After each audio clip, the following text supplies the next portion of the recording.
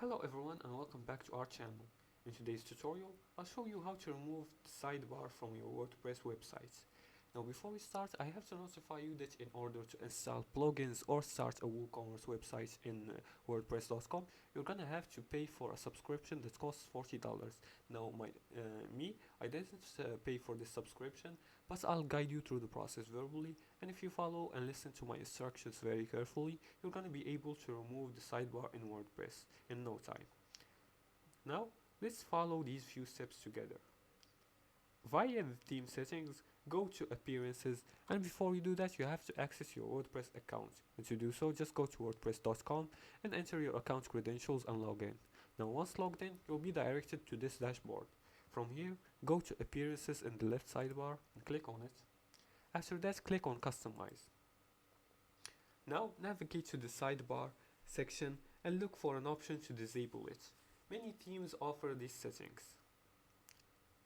Yes. And for the second step is to edit page setting. Some themes allow you to remove sidebars on a per page basis. While editing a page or a post, look for a layout options and choose full width or no sidebar. Now the third step is a little bit advanced. Use a custom CSS. If the above options aren't available, add the CSS code in appearance customized additional CSS.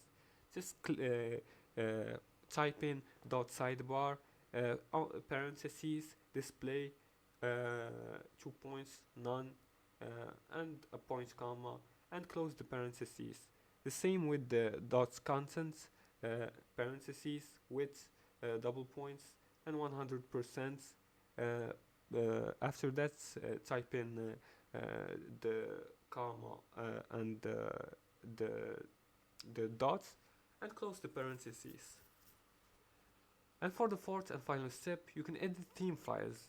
For advanced users, go to appearances here, go back to appearances, and in the theme file editor, edit the relevant template file example sidebar.php to remove the sidebar code. For additional tips, always back up your site before editing the theme files and test the changes on multiple devices for responsiveness. And that's it for today's tutorial. If you liked this video and found it helpful, please like and subscribe, and feel free to leave a comment below the video if you have further more questions about this topic. Thanks for watching, and see you again in the next tutorial.